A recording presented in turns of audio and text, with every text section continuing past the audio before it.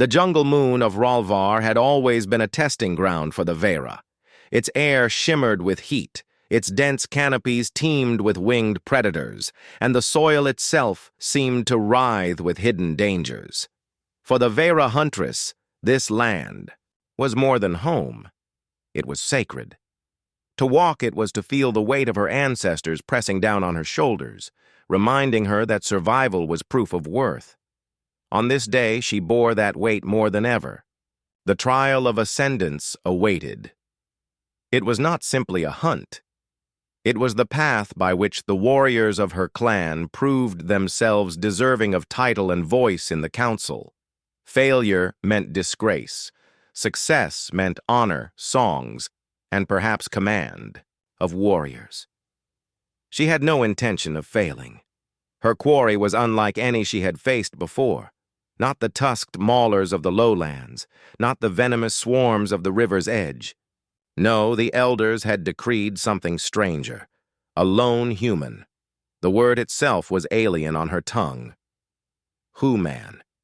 She had seen his kind only in passing reports, scattered rumors of soft-skinned bipeds whose world had been labeled a death world by the scholars of the stars. The designation puzzled her. Death worlds bred predators with armor, claws, fangs, toxins, but humans had none of these. Their bodies were unarmored, their hands clawless, their jaws blunt. If such fragile creatures survived on a death world, it must have been by luck or hiding, and yet the elders had spoken with a rare gravity. Test him, learn his ways, prove yourself against him. She did not question further. The huntress knew the value of obedience. She also knew that prey, however weak, often had teeth hidden in the dark. The battlefield where she found him reeked of smoke and old blood. Metallic wrecks lay scattered across the plain, the remains of machines that had once flown, fought, and burned.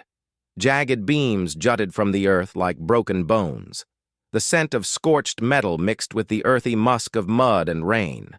It was here, amid the graves of warriors, that her prey lingered. She moved as shadows moved, silent and patient. Her bow, a weapon carved from the bones of a predator she had slain years before, rested easily in her grip. She watched him from a distance first, studying his gait, his movements.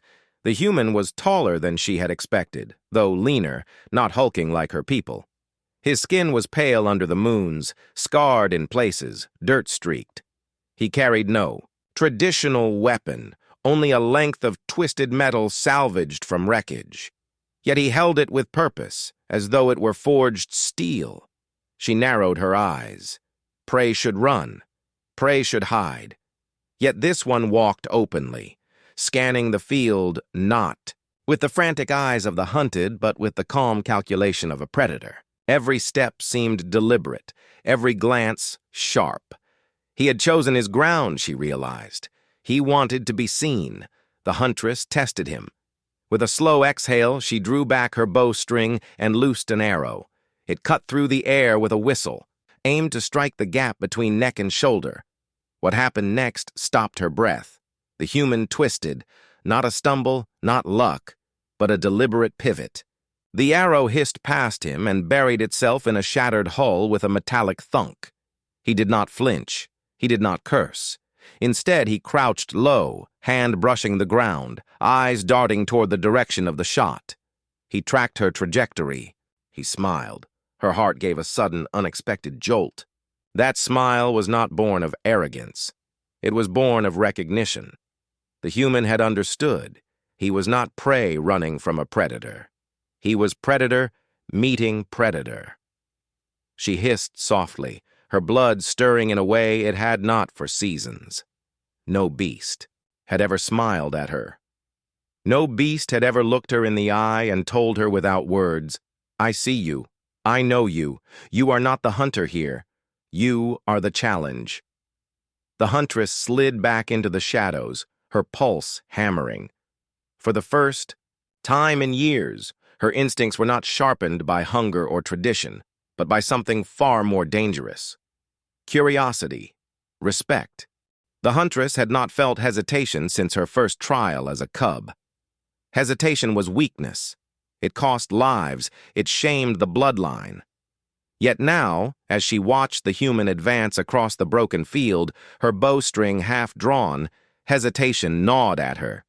The human should have fled. That was what prey did when challenged. Yet this one walked forward, measured, deliberate, as though he were testing her. His eyes flicked across the terrain, fallen hull plating, jagged steel beams, the husks of destroyed war machines. He studied the ground the way her kind studied tracks. The realization struck her like a blow. He was not waiting for her attack. He was shaping the battlefield in his mind. She released another arrow, this one loosed with true speed. Not as a probe, but as a strike. She aimed for his chest, unarmored and exposed. The arrow hissed like a viper, but he moved, sidestepping with uncanny timing. It tore his sleeve and scraped skin, yet he did not stumble. Instead, his hand shot out. To her disbelief, he caught the second arrow she fired. Fingers curled around the shaft, momentum driving splinters into his flesh, but he held it fast. With a sharp motion, he snapped it in half and let the pieces fall. The Huntress's throat vibrated with a sound she had not made in years. Not fear, not anger, admiration. She had faced armored beasts, clawed serpents, even rival warriors, but never one who dared to seize her arrow mid-flight. With a growl, she abandoned the bow. The trial demanded more. She unsheathed her twin blades, curved and jagged like the fangs of a predator, and charged. Her body moved with trained precision, every muscle honed for the strike. She leapt, blades flashing silver under the twin moons, the wind of her passing sharp as a whip crack. The human met her charge head-on. His makeshift weapon, a length of twisted hull plating, rose to intercept. It was not elegant, but it was effective. Metal shrieked as her blades scraped against it, sparks spitting into the night. He countered with a swing that would have caved her skull had she not twisted away. She struck again, faster, pressing him with the speed her kind was famed for. Blades slashed, feinted, spun. But the human fought differently. Where her strikes were honed and flowing, his were raw and brutal. Every movement wasted nothing. He did not dance. He endured. Once, her blade bit into his side, drawing a line of blood. The smell of iron mingled with smoke, but he did not retreat. He bared his teeth in a grimace that might have been pain or defiance. His counter-strike drove her back a step, then another. The clash raged on, echoing across the wrecked battlefield. Each time she expected him to falter, he refused. Each time she thought her strength would overwhelm him, he found a way to stand. Her arms trembled from exertion, sweat slicked her brow, but still he pressed forward. At last, she staggered back, chest heaving, blades drooping at her sides. The human stood opposite her, blood trickling from his wound, his makeshift weapon dented and battered. Yet his stance remained steady. His eyes did not waver, and then he lowered his weapon. The Huntress blinked. Confusion rippled through her. This was the moment a predator struck the final blow. Yet instead of lunging, he simply extended his hand, palm open, fingers outstretched. It was no gesture her people used. Among the Vera, to show an open hand was to expose weakness. But the human's gaze told her otherwise. His meaning was unmistakable. I could kill you, but I will not. You are not prey. You are worthy. The Huntress's breath caught in her throat. Never had she been offered respect in the midst of combat. Victory, yes. Defeat, yes. But respect, that was something her people rarely granted, even among themselves. For a long moment, silence reigned. The fires of wreckage crackled around them. The night wind whispered across metal and stone. Her heartbeat thundered in her ears. Slowly she straightened. Her blades lowered fully. Her body, though aching, felt strangely light. She looked at his outstretched hand, then into his eyes. There was no mockery there, no arrogance, only recognition, predator acknowledging predator. The days that followed blurred into something neither of them had expected. What began as a clash of predator and prey turned into an unspoken partnership. The huntress of the Vera and the human shared the ruins of the battlefield as though it were neutral ground, neither yielding dominance, neither pressing for submission. At first, she shadowed him. Old habits were hard to break, and she told herself it was to study him further, to understand the methods of prey that dared to bear its teeth. But as the hours stretched into days, she realized that she was not the one doing the hunting anymore. She was learning. The human rose with the dawn, scanning the wreckage for salvageable scraps. With bare hands and crude tools, he built shelters. From torn plating, crafted snares from wires and cabling, sharpened metal into makeshift blades. Where the Vera prized weapons forged by tradition, he saw weapons in everything. She remembered watching him set a trap by the carcass of a wrecked transport. He anchored a bent strut with cables, rigged shards of plating into jagged teeth, and baited the contraption with a strip of his own food. Hours later, when a prowling carrion beast approached, the trap snapped shut with brutal efficiency, skewering the creature through its thick hide. Her people would have hunted such a beast in the open, testing their strength against its claws. Yet the human's method, cunning, calculated, merciless, achieved the same result without wasted blood. She had expected shame or cowardice in such tactics. Instead, she found herself whispering, efficient, ruthless, clever. It wasn't only his ingenuity. She had seen warriors break after a single wound, their focus drowned by pain. The human, though, carried his injury from their fight with quiet endurance.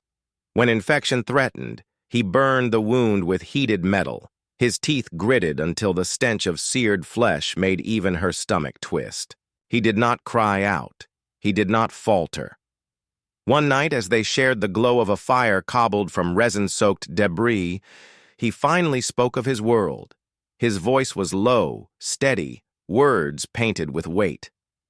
"Earth," he said, tapping his chest as if to name himself by it as well. A world that never forgives.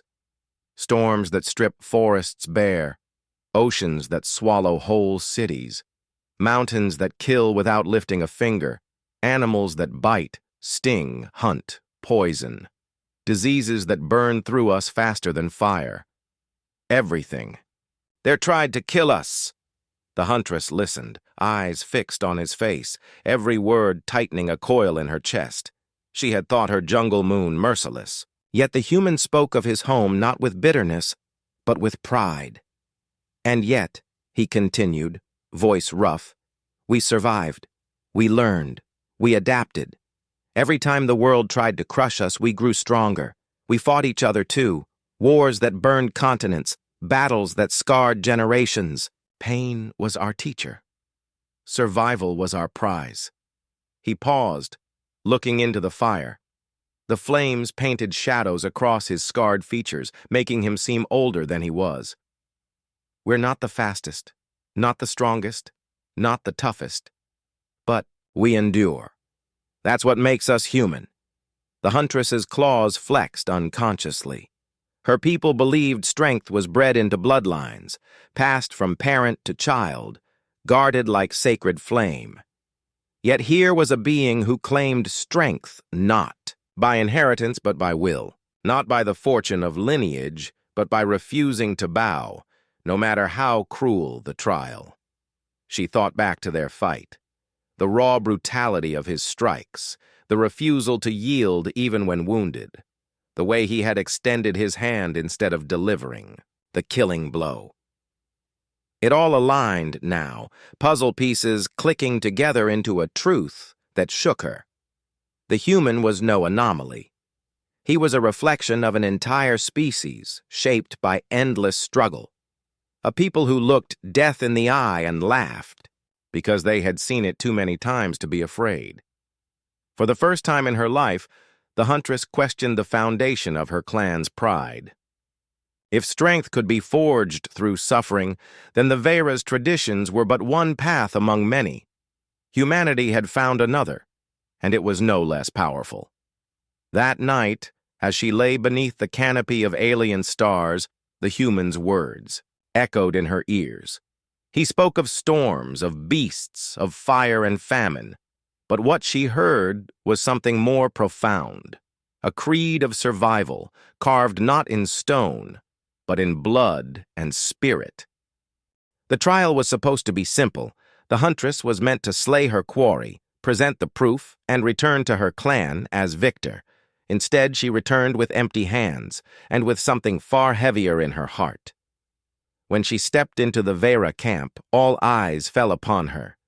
Warriors with fanged tattoos leaned against spears, elders sat coiled in judgment upon their thrones of carved bone, and youths stared wide-eyed, eager for the tale. But she carried no trophy, no claw, no skull, no strip of flesh from her supposed prey. A murmur spread like fire through dry grass. The air thickened with expectation. "Where is the proof?" one elder barked, his voice like gravel. His tusks glistened with ceremonial oil. "You were sent to test the creature, to bring back the sign of its defeat. Have you failed?"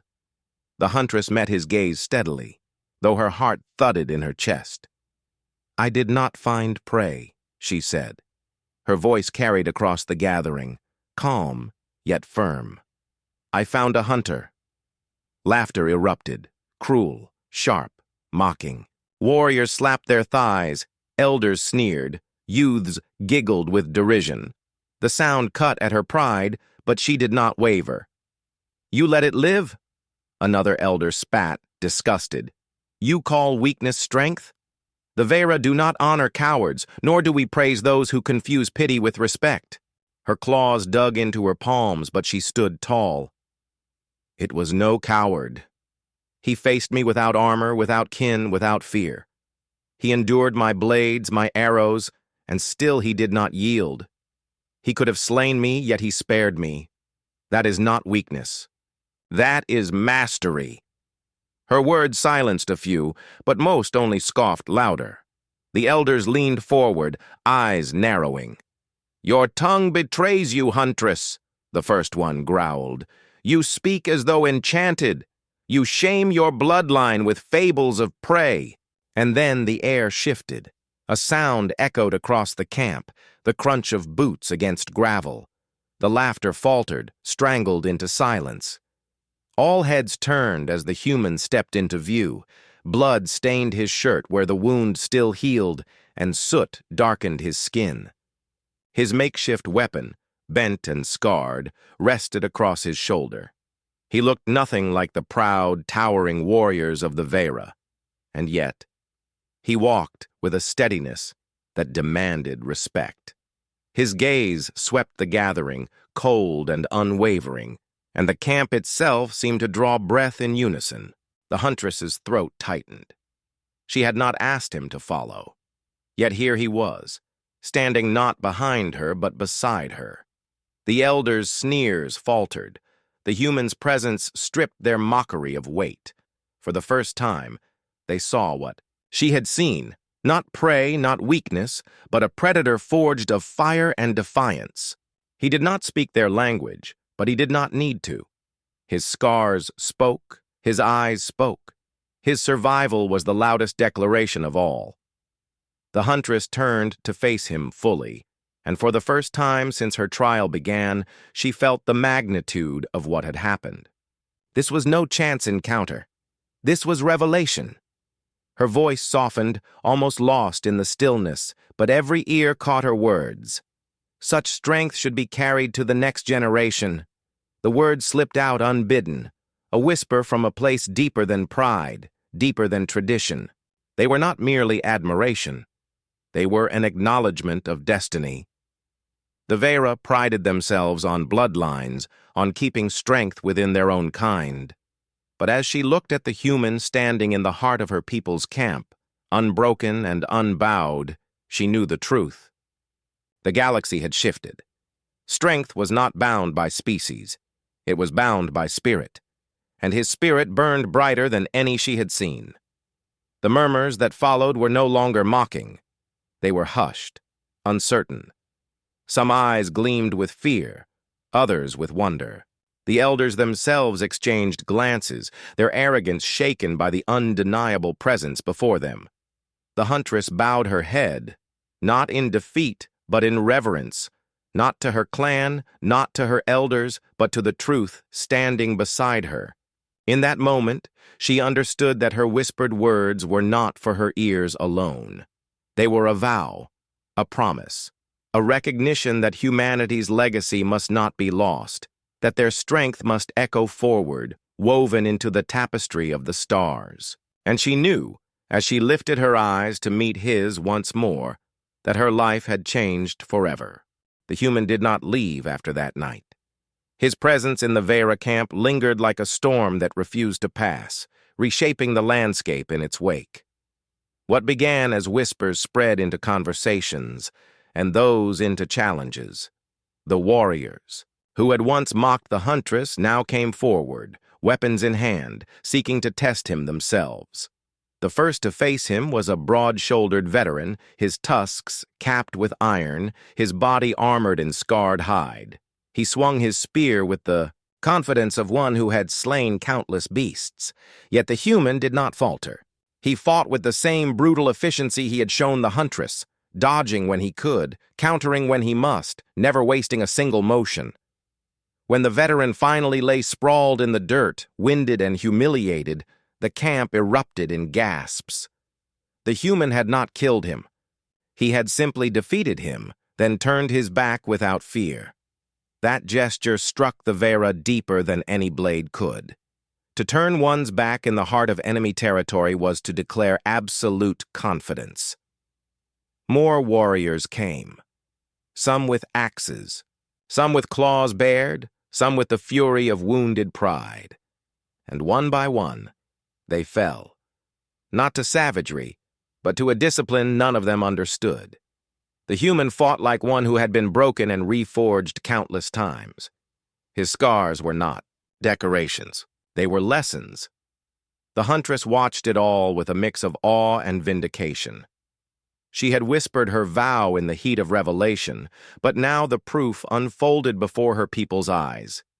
Humanity was not an accident of survival. It was a force.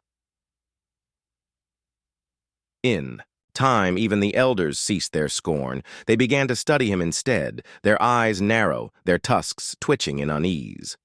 This creature, this man, stood where no outsider had ever stood. In the center of the Vera's most sacred ground, commanding respect without words, without titles, without blood ties. And yet, for all the challenges he won, he remained humble. When the warriors came at him with fury, he never gloated. When they spat curses, he bore them. When they bled, he did not press for their deaths. He fought as though every strike was a lesson, every victory a reminder that survival was not about dominance, but about persistence. At night, the fires burned high, and he sat beside the Huntress, silent as always, yet present.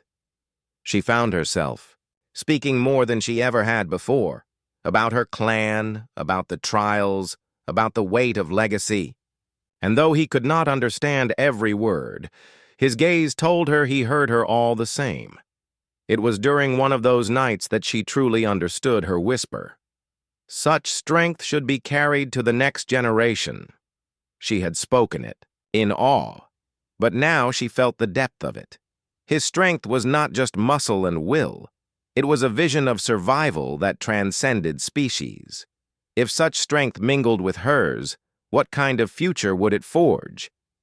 The galaxy began to take notice. Word spread beyond the camp. Rumors of a human who had stood against the finest Huntress of the Vera and lived. Tales grew with each retelling.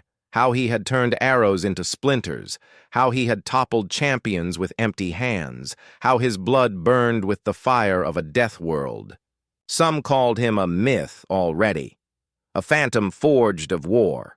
Others swore they had seen him with their own eyes, and with the tales came fear. Neighboring clans sent spies, scouts, emissaries, all to glimpse the human who defied expectation.